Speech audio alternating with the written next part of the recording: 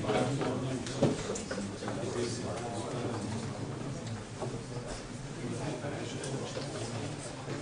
my pleasure to introduce you to the next speaker, Thomas Fritz, who just joined the University of Zurich. As of today, is the new assistant professor of anthropology.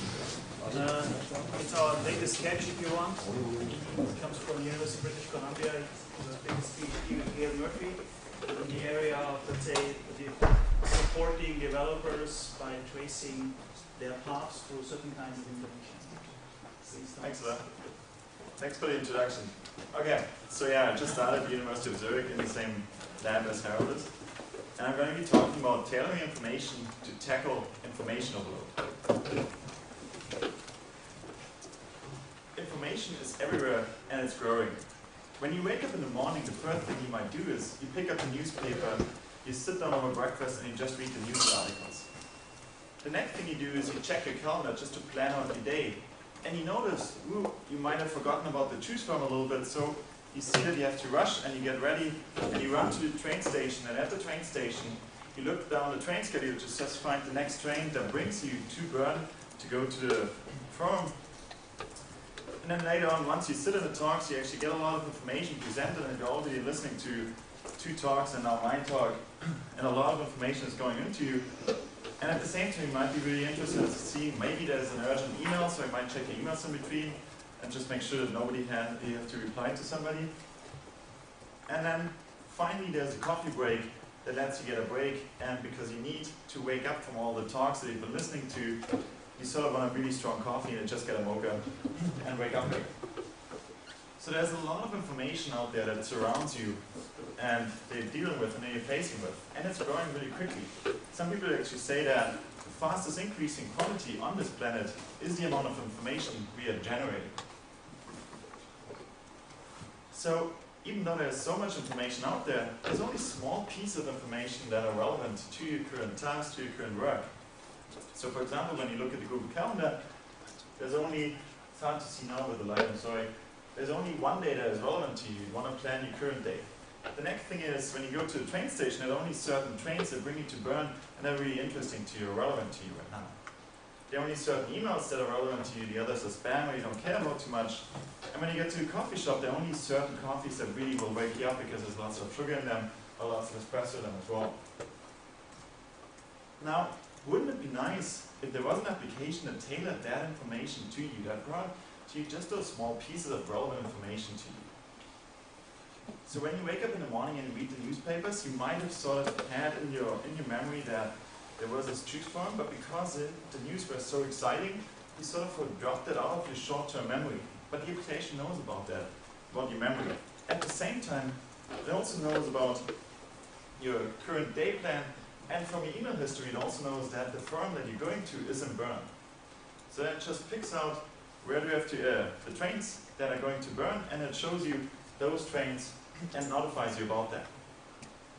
So the application itself looks at the person and takes into account the knowledge of the memory of the developer, or of the person, sorry, not the developer, the person, takes into account the context in terms of the email history and the Google Calendar, and also the needs that you just need a train to go to Bern. Well, I've shown you some aspects of how you can tailor the information, but when we look at the, next thing is you could also go for the coffee break. It could also recognize that you've listened to so many talks already that you're really tired and you need a very strong coffee. So it picks out those coffees that are very strong, and it knows from your preferences, so you like the ones with sugar in them and with chocolate in them, and it just brings out the ones that are very strong and will wake you up again. So I've already shown you now some aspects that you can use for tailoring the information. Well, it would be really nice if we could do that for a general information worker. Unfortunately, all of these pieces of information are very separated, and there are not a lot of links between those pieces of information. You also don't really know what the developer or what the person was doing, what he knows about, and so on. So it becomes really difficult to really tailor the information to the developer.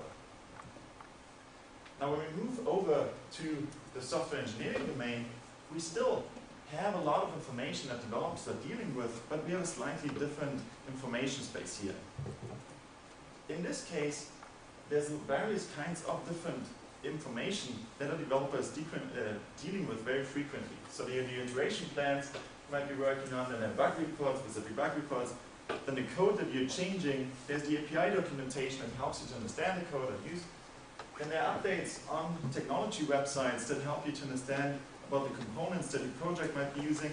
And you also talk to other developers or other people about the project to get more insight. Now in this information space, all of this information is not that separated anymore. But there exist a lot of links between the different pieces of information. Some of them are fairly explicit, like links between the iteration plan and the specific bug reports, also known as the work items or tasks. And some of them are a little bit more implicit in terms of the textual similarity between those things. At the same time, you also know a little bit more about the developer itself, about the person, because you know what he created, what's the code that he created, what's the code that he selected or changed and interacted with, who are the people that he talked to. So overall, the information space is a little bit more different. It's slightly different because you have this high variety of different kinds of information that the developer is dealing with very frequently. You have a highly structured information space, and you also have information on the developer available. So you might be able to use the slight change in the information space to actually help and tailor the information to the developer. Now, what do current approaches do? Well, most current approaches really look at the artifacts, and they try to allow the developer to have access to all of the artifacts, all of the pieces of information that are out there. And one of the most prominent artifacts, or models of artifacts, for example, that is being used in most of the development environment is an abstract syntax tree that allows you to navigate and transform the source code. But all of those artifact-centric models really only allow you to access all of the information, but they make it difficult to just find the relevant piece of information for you. So in the research I'm doing, I want to focus more on the developer itself, on the person, and figure out how we can help him and how we can tailor the information to his needs. And in particular, I'm looking at three aspects. I'm looking at the information needs, I'm looking at using the knowledge of the developer, and I'm also looking at using some context to tailor information to the developer. So the rest of this talk will be about those aspects and how we can tailor the information, and in particular we'll be talking about three projects. One of them is the information fragment project that focuses on the information needs of the developer. Then there's a degree of knowledge project that tries to capture the knowledge of the developer and then use that to tailor the information. And in the end of the talk, I will investigate a little bit more towards the context axis and talk about contextualized awareness. But let me first start out. When I talk about research, usually what I do is I try to first start out with an empirical understanding of what is needed for the developer. So trying to understand what are the real needs of the developer, and then devise models to help the developer and to basically represent those phenomena that I discover in the empirical studies. And in the end, I evaluate the models with prototypes. For the two information fragments in the UK, I basically went through all those three steps. For the last, the contextual awareness, I will only talk about the empirical understanding because I'm still in that step on that research. The overall goal of everything is that I try to develop a variety of models that go beyond just the artifact-centric models as we have in current approaches, and so that we can tailor the information and provide more relevant and contextualized information to the developer that then in the end will lead to a higher productivity of the developer because he has to navigate, for example, through less information and he finds better information, and it also improves or increases the software quality. So let me first start out with the information fragments approach.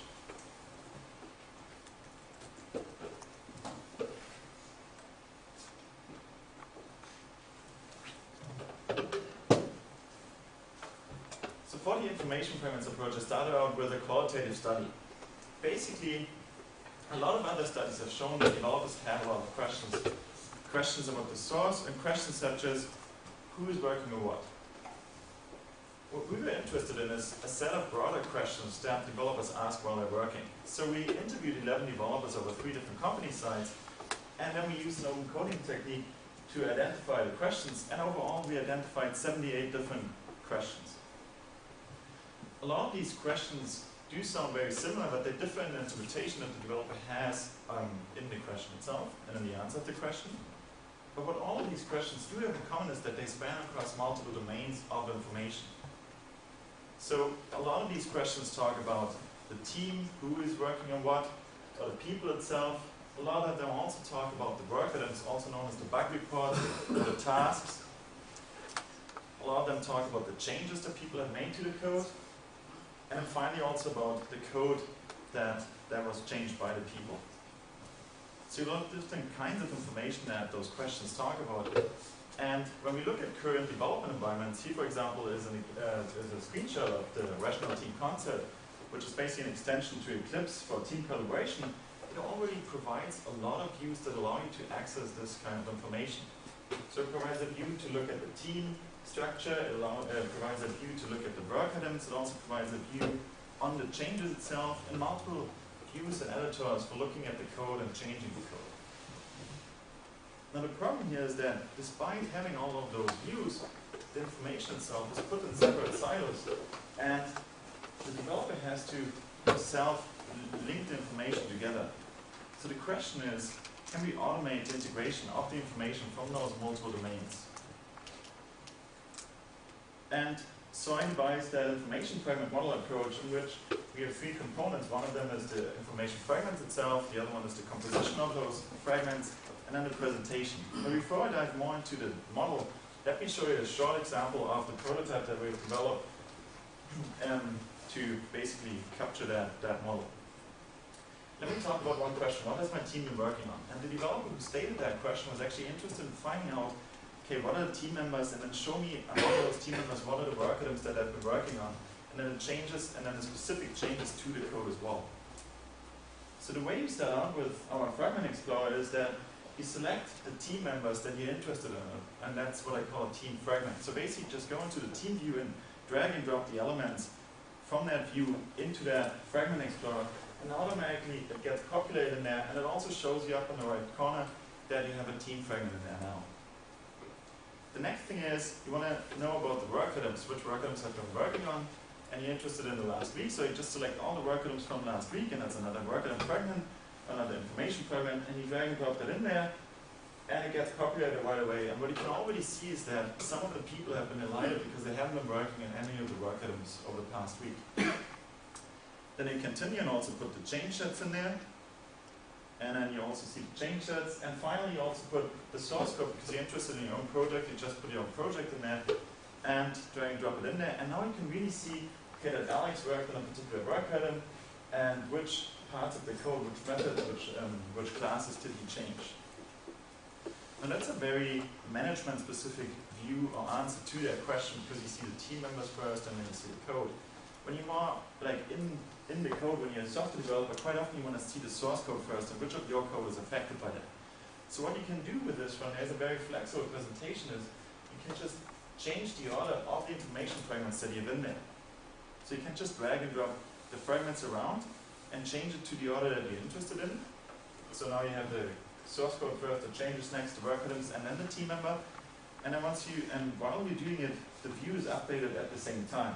So now you can really see what are the packages that are affected by changes over the last week, and who did make the changes to those classes or methods and so on. So overall, to answer that question, we have, I used 4 different fragments: a team fragment, a work item fragment, change set fragment, and a source code fragment. Basically just drag and drop that into the Fragment Explorer, and that got composed in there, and then you have a flexible presentation of that information in there. So as I said, there's this model underneath that consists of those 3 parts: the fragments, the composition, and the presentation itself. So what is an information fragment itself? An information fragment is really nothing else than a subset of information. It's just maybe, for example, some classes that you're interested in, some team members that you're interested in, some work items. And this is represented as a graph, and a graph consists of a uniquely set of identifiable items that have also domain, type, and properties. So here you can see 2 work items. One of them is work item 315 and has an identifier and an owner property. And then you have also defect 303 that also has an identifier and an owner. And this property, the owner property, is typed in terms of team information. And then you have edges between those pieces of information, between those nodes. Some are more explicit, such as a duplicate of, or some of them are more implicit in terms of the textual similarity between nodes.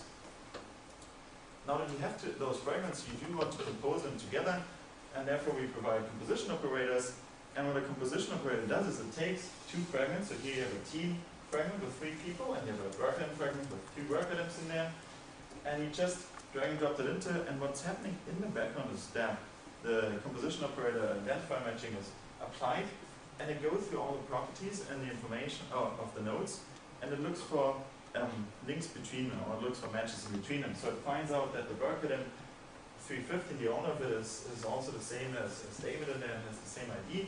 So it creates a link in between those two, and it continues going through that, and it also finds that defect 303, the owner of that one, is also referenced in the team fragment, so it creates a link between those two. And I go through all the team fragment as well in the information, but there's no properties that actually link to anything in the other domain. So now that you've composed it, the question is how do you present it, and as I've shown you, what's going on underneath is really that there are presentation operators that really just take the fragments and then order in a certain way and present it to you in the view. So either you can show the team first and then the work item next, or you can show the work item first and the team next. But that goes up, that scales up to an arbitrary length of fragments that you can put into the view itself. It's not just 2. So now that we have that information fragment prototype and the model underneath, the question is, can developers use that model to answer their questions? And so to evaluate that one, we took all of those 78 questions that we identified from the developers in the first place. We selected 8 of those questions, and we selected them to cover all the domains of interest. So we selected questions that also asked about the source code, the change sets, the team, and the work items. And we conducted multiple case studies with 18 professional developers. And it turns out that developers are fairly successful in using that tool without prior knowledge. They only got a tutorial of 10 minutes going through that, or using the information fragment, and then they had to answer all those questions. And out of the 144 questions that they had to answer, like 18 developers, times 8 questions, 135 were answered successfully. In only 9 cases we actually had to provide an extra hint because they weren't done after 5 minutes, and only in 2 cases we considered as a failure because they didn't reach an answer within the first 10 minutes. So it's a very successful result. So just to summarize it up, we can try to use or tailor the information to the needs that the developers have. So in this case, we really identified 78 questions that, like, so information needs that the developers ask and the desired answers of the developers. Then we devised an information fragment model that is expressive enough to answer all of those 78 questions. And we also conducted a study with a prototype of that model in which 18 professional developers were successfully using that model, applying that model. There's still a lot of open work there in terms of how to select the fragments. The best way is best to just drag and drop them from other views. Is it always possible to automatically compose the fragments, or do you sometimes have to have some selection criteria? So far for the 78 questions it was always possible. And the other question is, can there be more elaborate presentations of the fragments itself than just a hierarchical view? Okay, so now I've talked about the information fragments. Let me now go on to the degree of knowledge model.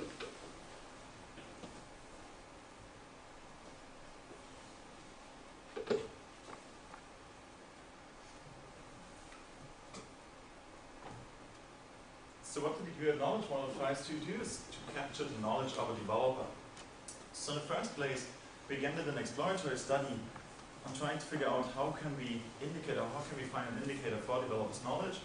And we conducted a questionnaire-based study in which we found out that we can use the interaction of a developer with the development environment to indicate the knowledge that he has in certain parts of the code. We also tried to find out more factors that can be used in a model of a developer's knowledge. And so we conducted follow-up interviews, and we found out that there are other factors such as the authorship or the code stability that should probably be included in a model of a developer's knowledge. So we started with a very simplistic model that basically captures those 2 aspects. It captures the authorship of a developer and captures the interaction of a developer with a development environment. That's there for basically the DUK of an element itself describes the familiarity of a developer at a certain point in time with that artifact, with that element. And an element here can either be a method, a class, or a field as well. Before I dive into that, let me show you a little bit of an overview of how the degree of knowledge, the ebb and flow of the degree of knowledge happens or is going on. When we look at a developer, here's a representation that I choose to represent the knowledge that the developer has in certain elements of the code. And so the font size of the element itself represents how knowledgeable that developer is in that element of the code. When the developer first starts out in the morning, she first creates a new class because that's part of a task, and that's what we call the first authorship. And the first authorship makes her gain a lot of knowledge about that element. So that's why you see it really like in a big font size in there. Later on, she shares that element with the rest of the team through the repository. And then other people on the team might make changes to that element. And so she basically accepts those changes into her workspace again. And that's what we call an accept. And by accepting changes from other developers, she now knows less about the element than before because she doesn't know the changes that the other person made to the code. Later on, she might make more changes to the same element, and that's what we call a delivery. So there, again, she gains knowledge about that element. And throughout the day, she also interacts with other elements, which will update her knowledge about those elements at the same time. So overall, as I said, the degree of knowledge model was defined by those two components, one of them which captures the authorship of the elements, and the other one is the interaction with the elements. And the authorship can further be defined as the first authorship, the delivery, and the accept. And then when we break it down into a formula, we basically have three variables. One of them is FA for first authorship, DL for delivery, and AC for accept. And then we also have the DOI, what we call the degree of interest, which captures a developer's interaction with a development environment. And it's basically taken out from Eclipse or from the Minor project. We use it directly to represent the interaction of the developer. Now the question is, what are those factors in front of those variables? And so for that one, we conducted an experiment with 7 professional developers over a period of 3 months. Like we collected the 3-month authorship data. We also collected 7 days of interaction. And then we used user ratings from the developer for the elements and applied multiple linear regression. And we came up with a statistically significant model that always shows or indicates that, for example, first authorship is one of the most prominent or important factors in that whole degree of knowledge model. Because as you can see, it's 1.08 in this case, 9.8. And so basically, if you first author something, your knowledge about that element is really high. Now the question again is, how can we use that degree of knowledge model, particularly how can we use it to tailor information or to help developers to find information they're looking for. And therefore we looked into 3 exploratory studies. One of them is trying to find the expert, so it's sort of like an expertise recommender. The other one is onboarding, where somebody's new to a project and he needs to understand what's going on in the project, so we're trying to understand what kind of information should he know about, like what should he know about in the first place before he starts working in it. And the third one was trying to identify the changes of interest, like the changes that happen throughout the day, and we used the knowledge to basically identify those ones for the developer. And we used a very common approach, a general approach for all 3 of them, so in which we had overall 50 professional developers, and we calculated the degree of knowledge models for each of those developers, and at the same time we asked them questions and collected their answers. At the end we looked at the overlap between the degree of knowledge models that we computed and the answers from the developers, and we looked at how good or how well our approach performs to compute those answers, basically. I will only go over 2 of those examples, but if you have any questions on the other one, you can also ask. So first is the finding expert, and there we used 6 professional developers, and we looked into 2 projects, which all had 109 packages. And what we did is we basically used the degree of knowledge model for each, for all the professional developers, and then summarized it up. And so we labeled each of the packages that we had with a developer who has the most expertise in one of those projects. And we basically came up with this color knowledge map, what we call. And at the same time, we asked the developers to provide us answers and tell us who is the one who knows the most about each of those packages. And then we looked at the overlap between those 2, and we got a 55% accuracy, which sounds really low, but in fact it's fairly high. And developers also say that afterwards that our knowledge map really represented it fairly well, and they were quite often wrong in the way that they labeled their answers. And we got an 11% improvement over an existing leading expertise recommender approach as well with this. And And then we looked at trying to identify the changes of interest. So basically we wanted to find out, can we recommend the bugs that you should look at. But just looking at bugs is not enough because we can't really overlap. The degree of knowledge model is really tailored towards source code elements, and we can't use it for bugs or bug reports directly. So we had to look at bug reports that have changes attached to them. Fortunately, most of the bug reports have changes attached to them these days. So we just computed the degree of knowledge model for each of the developers, and then we looked at the overlap between those models and the changes that are attached to all of those bugs that were changed in a particular day. And it turns out when we asked the developers about those bugs that were changed, that our approach can pick out relevant bugs that are also often non-obvious. One developer actually stated one of the bugs she should have known about, but she didn't, and our tool basically pointed it out.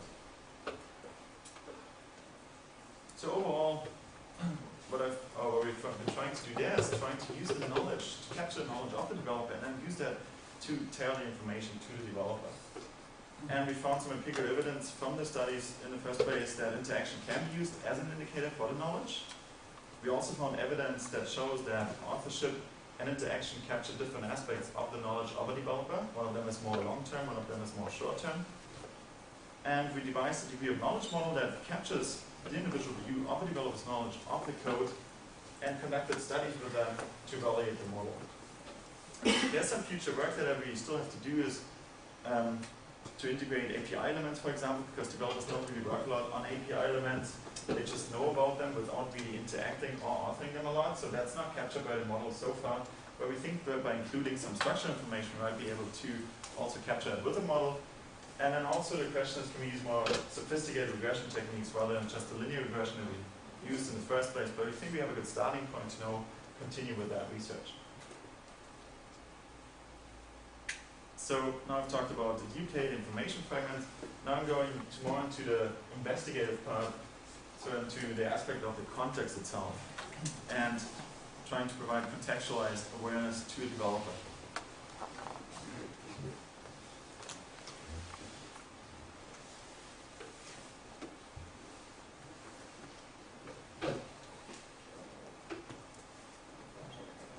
So what do we mean by awareness? Well, there's a common definition of awareness. Awareness is an understanding of the activities of others, which provides a context for your own activity.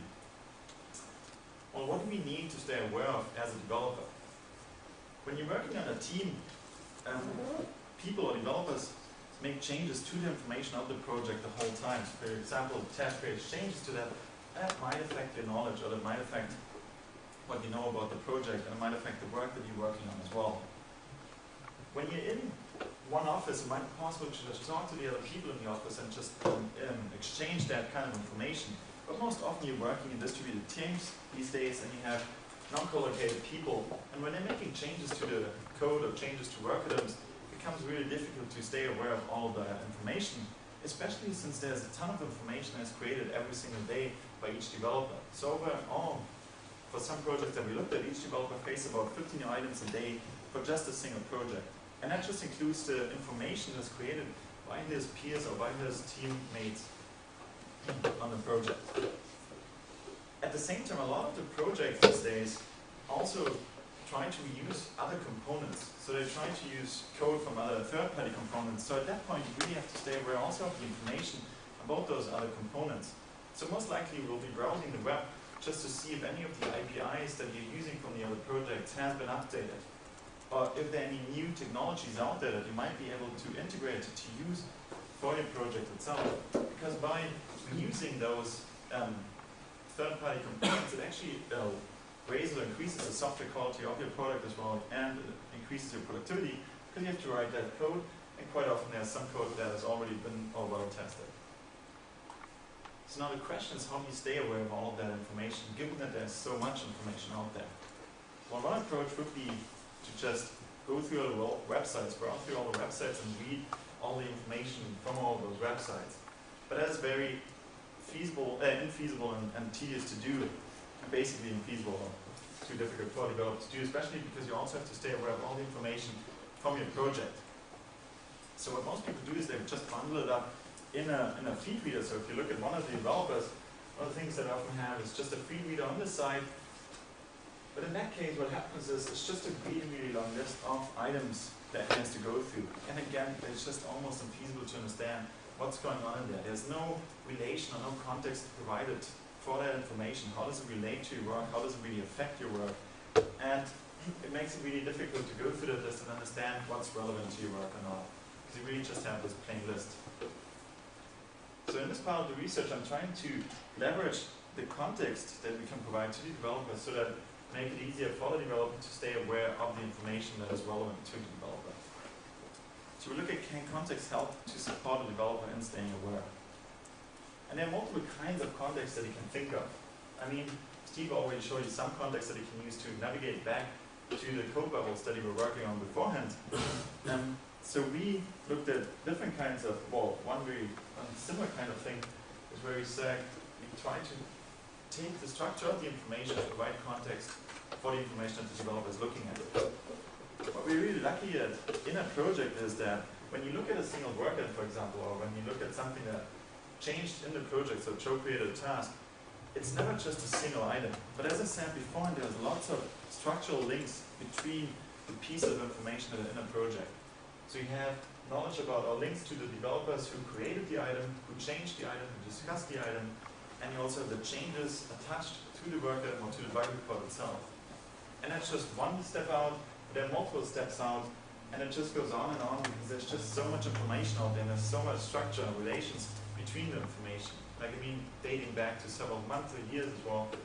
And this is a wonderful playground to just try to find out what is the best context to leverage or to basically tailor the information to the developer and show them in the end.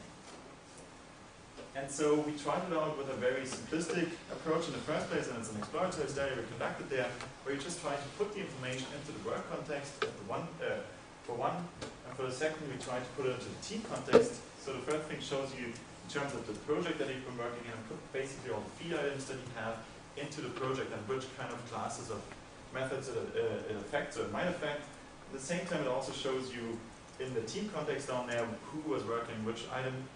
And that basically showed us that it was very helpful for the developers, and participants usually consider it as generally helpful to use that extra context to understand what's going on. So not just to understand or uptake the information, but also to determine what of the information or which of the information is relevant. So that's the first approach, but obviously you can think of context being much richer. You can think of a lot more different kinds of context that you can use to really put the information into. And so another approach that we've been trying, or we're starting working on, is to use a developer's interaction context to tell the information.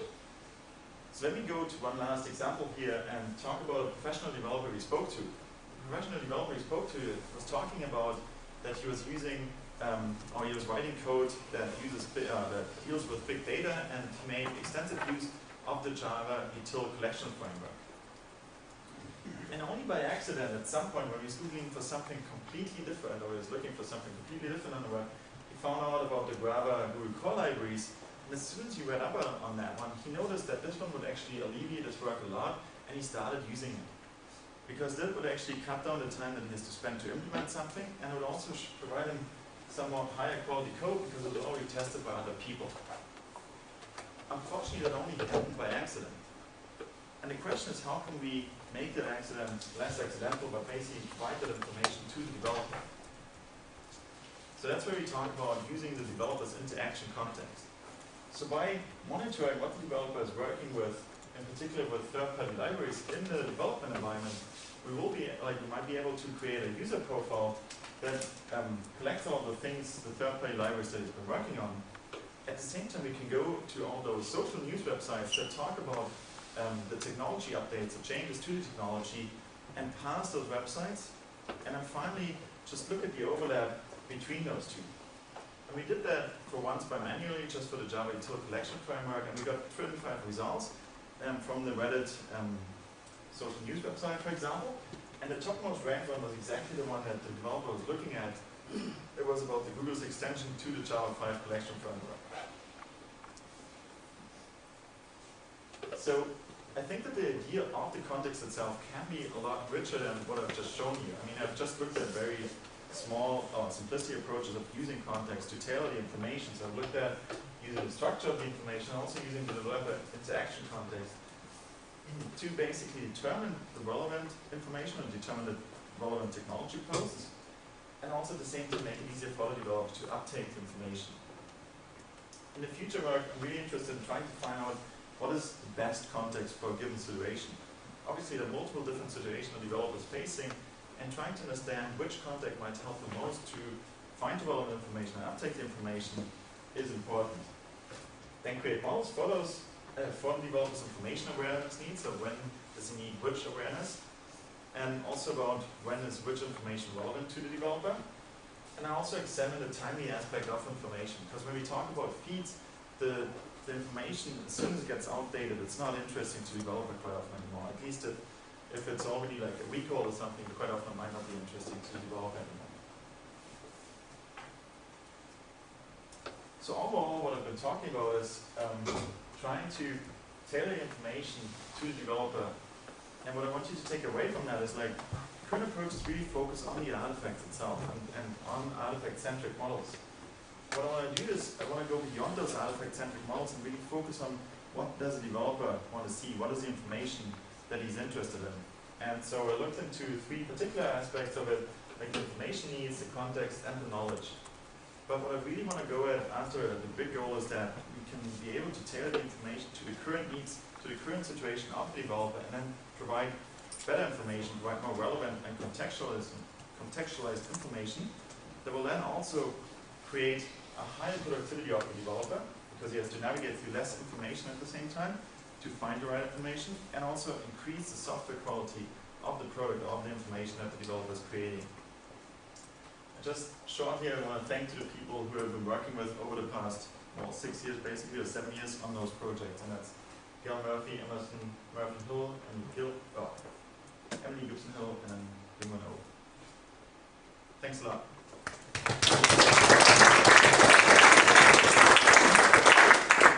Thanks. We still have time for questions. Can you say something more about how you involve the professional developers? What did you, in the context where they were using your tool? For the first two, or in general? Like For those you presented, to understand, it was part of their daily work, or was some laboratory setting? So we mainly did is like a study with the developers, but in particular, for example, for the information fragment model, we used some information from developers itself, like from the Jazz development team, and then presented it to some of those developers that worked on the same data, and some of those that worked on that data to answer those questions. So, I mean, it's really difficult to get a prototypical approach into industry and get it running right away so that they're happy with it. So you often had to set up something, and they often had to work on a special machine just to work with the information. But it was at least professional developers that we got working there. What would it take to get Siri to answer questions about my project? That's a good question. I don't know, I haven't tried out Siri yet. I've only seen a nice application on the iPhone, so I can't say it. So. How does the Siri use issues?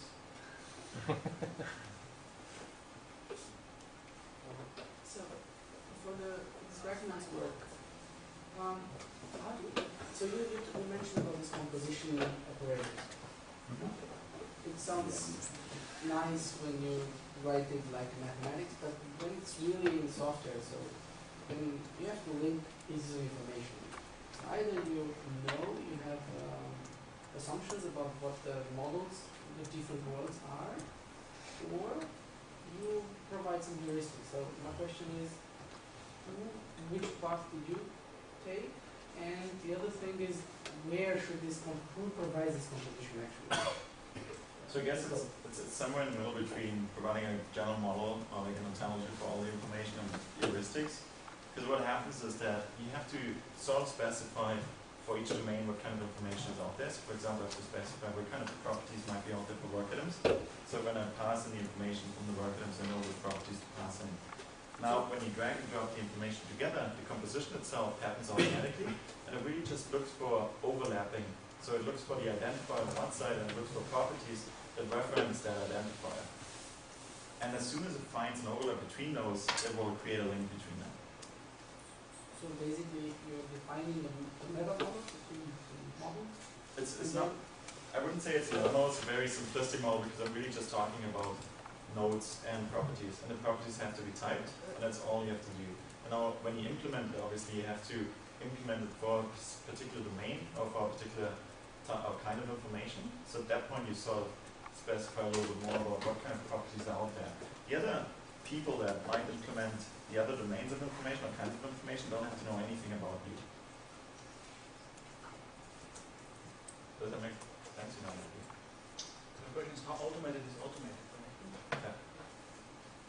I still don't understand. So then it means that you have to say that the property, this is an identifier for this concept. Yeah. Or for the, I have a class item, then I just say the name of the class is the identifier for the class. So yeah, If so I have my news item, then the URL is the identifier. Then I just have to, this is how you do it? So basically what you have to specify in the properties is that you say, okay, that's a property that references the team domain or it references the source code domain. So you have that sort of reference to the domain itself, and then you basically just have the identifier in there. Other questions? Do you provide a means to discriminate any information completely out of the measurement code? Because you know something for information overload that goes too much, and Yeah. I have to put a threshold about information that I don't want to reach me because it only distracts me. It does not affect the meaning. Yeah. So I mean, for the contextualized awareness, we haven't, like, that's one of the more like interesting research areas where we're still looking at trying to figure out how much, like, even if you provide context, that almost adds more information as well. So trying to figure out how much context do you actually show and how much you use it to filter the information. For the information fragment approach, for the fragment explorer, there were like actions in that allow you to select or clear some parts of the view if you're not interested in it. So for example, take out everything from a particular person or so on, or hide certain levels of information that you're not interested in. So for example, when you put all in there, you might not be interested in change sets, and so just leave that level out. Okay. I guess sooner or later privacy will become an issue in this context. What's your take on that? But yeah, I mean, privacy is often an issue in general because when we do especially the degree of knowledge model, we need the interaction context from the developer, or interaction history from the developers.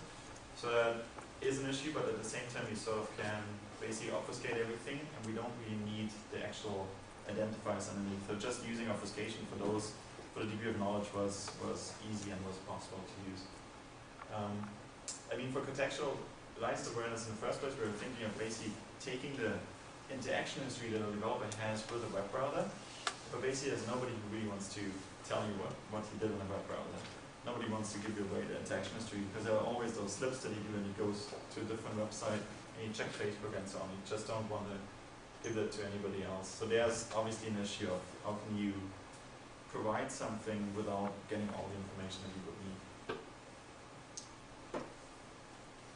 But it's the use all this information to Facebook and Google, so basically people give it out, they just don't already give it out. That's the thing. If you, well, because in those studies you have to explicitly ask them about it, and then they know. And then they're scared. If they just, like, if they use Google and Facebook, or everything that has a Google +1 button, like Google knows about everything you're looking at, and basically everything has a +1 button. But people don't notice it. So maybe I have a question, because you lined up 3 areas basically of information. 3 areas you also take means code bubbles, or certain kind of bubbles, information bubbles, or knowledge bubbles, or whatever you call it. I can think of combining, let's say, dissolving this Eclipse environment by getting rid of all these different kind of small windows and tabs, and bringing a new technology to the table, like the bubbles technology, for example, sort out different views. Would that be possible, or would that be useful, or what's your take on that? Okay. So So we're going to understand the question and just correctly with that. Get rid of edits, let's say, in terms of views, but use different technology for solving those results. So I mean, I think that co-bubbles, like Steve already talked a lot about context. How do we provide the right context? And he has a lot of approaches in that too.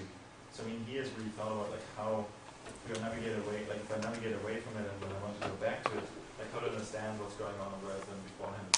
So you always try to provide some extra information. Now the question is, how do you do it if you completely get rid of? I don't necessarily think that you need to get rid of Eclipse itself. It's just, for example, with the information fragments, what I'm trying to do is, rather than putting everything separate, you try to get one common model element that allows me easier to tailor the information to the developer. So rather than making everything separate and just looking at the artifacts they're providing, we need to think about the developer first and then change the information that's presented afterwards. How do you describe that model? Well, in this information fragment, that was really ontology. that could be an ontology, yeah. Or it could be a very simplistic approach that people could add new information all the time. I mean, that's one of the nice approaches of profiles. You can have everything in a profile. You don't just have source code in there, but you have websites with documentation and so on, with the debugging code. And I think that's the strength of it as well, because you don't just only look at source code, it's not just the one dominant decomposition that you have in there, but you have everything. Another question? I remember the first time I found Twitter, I was incredibly excited about it and I was following it every day. And then at some point I just realized it was too much and I just gave up. And now I can go maybe very seldom, unfortunately. Do you think that, like the people that saw your, I'm referring especially to the contextualized awareness, do you think that at the beginning it might seem cool to see like related things in your browser, and then at some point it might become actually an overhead, just like everything else? Do you think that maybe having the longitudinal study would help? Yeah, I mean, a longitudinal study would definitely help. What we looked at is, in that small study, we really just looked at the feeds that they got from other team members. We didn't look at feeds from other websites and so on. So it was something that they continuously were using as well, just to stay aware of it. So in that case, they were at least sometimes looking over all of the feeds and trying to understand, is there something that affects me or not? So since they had to go over that anyway, that added context would actually did help them to find the ones that was wrong to them. I mean, obviously, if you had all the other information too, especially when we're talking about trying to stay aware of the technology, it might be difficult to figure out, okay, which one do you really want to see and which one do you not want to see.